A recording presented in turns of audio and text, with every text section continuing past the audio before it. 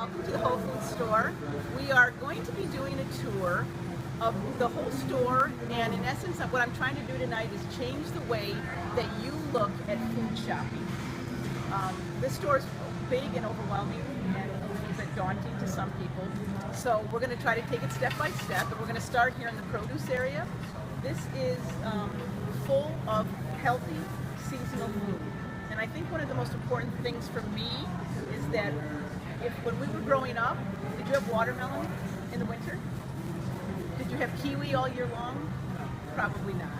So the key here, and when we look at produce, is to come to a store and see what's in season and what's new this week. So behind me, you've got a lot of root vegetables, and those are what's in season now, the grounding vegetables of fall. It's very important, if you know anything about Ayurvedic, the science of life, or seasonal eating, you know that when we try to eat for the season, it's better for us because right now we're trying to prepare our bodies for the warming winter months. We want to eat warming foods, not the damp foods. So anything that's been grown in the ground, that's been there all summer, has allowed to retain all the nutrients and the enzymes from the earth, and they're going to ground us throughout the winter and create a more happy body than if we were to eat something like watermelon or kiwis in the middle of winter. So carrots, parsnips, turnips, rutabagas, sweet potatoes and white potatoes, anything that's grown in the ground are going to center you and ground you for the winter. If you also look at something like ginger, a lot of these foods you'll find, if you read your list, are very anti-inflammatory and warming and curative and detoxifying throughout the cleanse. So you've got things that you'll see like burdock root, that was ginger. Burdock root, has anyone ever seen burdock root? Have you ever had burdock root tea? It looks gnarly and awful, but burdock root is one of the most detoxifying vegetables that there is. You take it, peel it with a vegetable peeler, and you can roast it. You can steep it in hot water for tea. You'll find burdock tea. If you don't want to go through this, you'll find burdock tea on the shelves, but it's nice when you have all the vitamins and enzymes right in the fresh burdock root. Let's see what else we've got. We've got a lot of the peppers, the squashes are out now. Acorn squash, delicata squash, all of them can be stuffed. I think you've seen some of those recipes on the cleanse. So what I want you to do is take a walk around later when you're shopping and just look at the colors. Look at the beautiful displays that they have here. It's always amazing to me. Two other things in the produce area that I will point out are the fruits. Of course, apples are in season. If you look at the display behind me with the guavas and the bananas and the pineapples, a lot of the tropical fruits can be found here, and they're organic, but you have to remember the tropical fruits come from a long ways away, so they might not be the best options.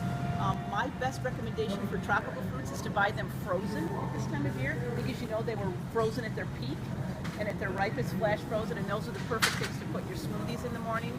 So they have an area here in Whole Foods that has cut-up vegetables. If you're in a hurry for meal preparation, that's always a good place to go.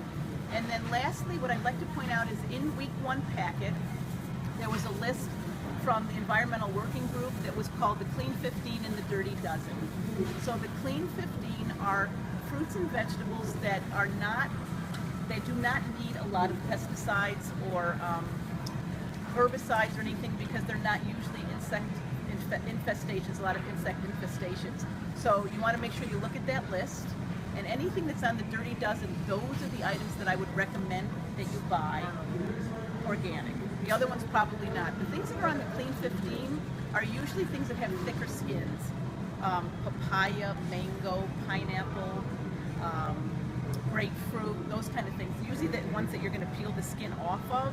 So you want to make sure that those are the ones that you can buy non-organic if you're financially conscious.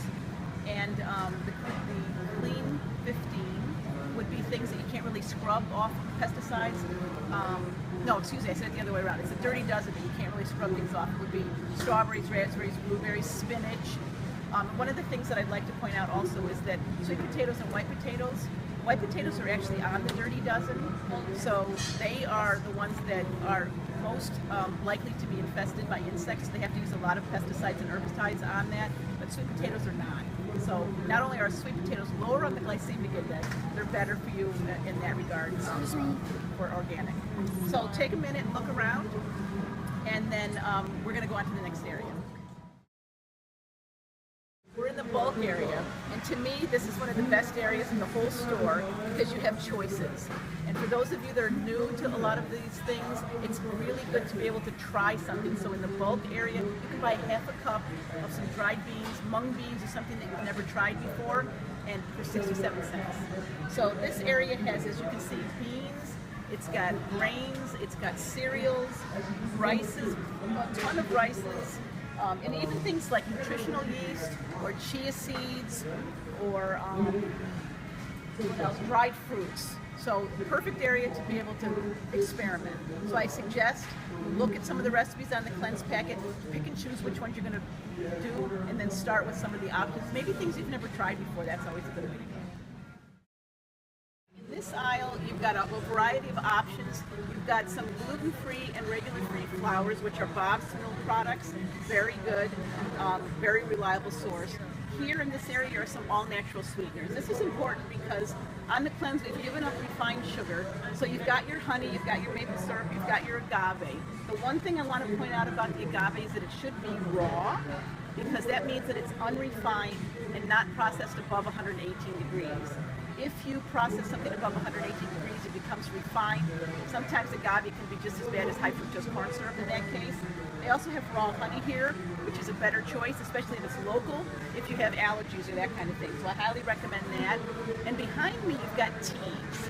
Now teas, if you saw the list on the cleanse packet, you'll see that teas are very emotional. You can, if you're apt to cry during the cleanse because you're doing some type of release, then there's teas that will remedy that. There's detoxifying teas. There's teas that can create a mood.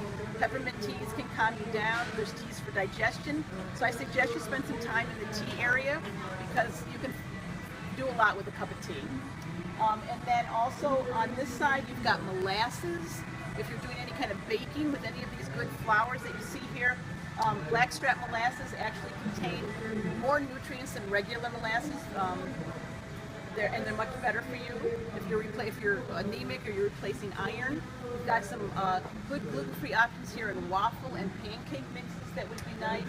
And then you want to look through the spices. We're using a lot of spices, and as we get into the fall season, you'll find that spices are also warming and grounding, and you can change the whole flavor of a dish through the use of various spices. So take a look at the good spices. And then the last thing I want to point out, I'm going to move down here a little bit, is again some of the natural sweeteners. You'll see that there's brown rice syrup here. You'll also see stevia and Truvia. If you noted in the cleanse packet, I pointed out that stevia is not processed. It's all natural. It comes in plant form. In the summer, you can actually buy the plant and take the leaf off and stick it in your iced tea. Truvia, however, has been processed. I don't recommend Truvia. It's got erythritol in it, which is a sugar alcohol.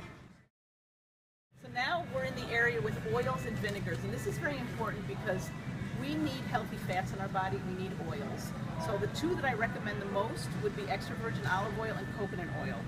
Coconut oil should be virgin, extra virgin if you can find it, and organic.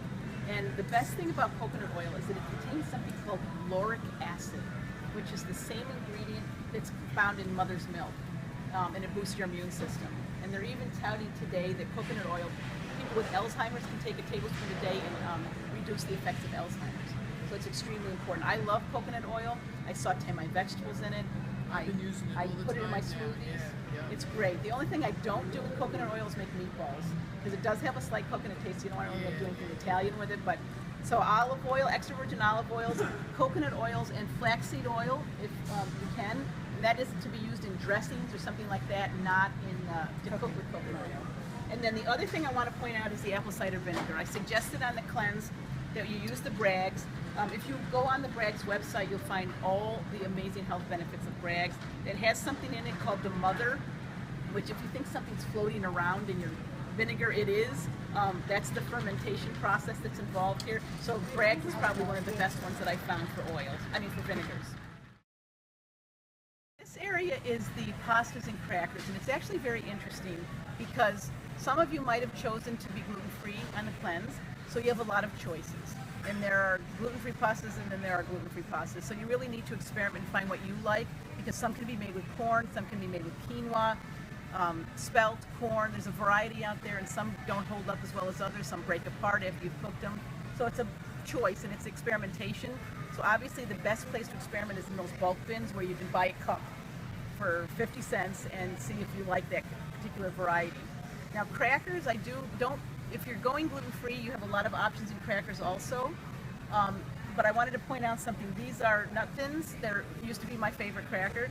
But if you read the label, and I hope that you do, because you have to become a nutrition detective and read the label of everything, especially when you're on the cleanse, because there's a lot of hidden things in products, but this particular cracker contains milk. So I don't do these on the cleanse. I do like these. They are gluten-free and they're made with nuts and rice, but they contain milk products, so you need to be very careful. All right, so we're going to move on to the next area. This is another exciting aisle. I get excited. Most people don't stand in front of the aisle of seaweed and get excited, but I do. So I have a couple things to show you first. The first one is Vegenaise. If you have not tried this and you're a Hellmann's girl or boy, this is a very comparable option. No eggs, no dairy. Tastes just like Hellmann's to me because I grew up on Hellmann's, so this would be one of my #1 recommendations for mayonnaise.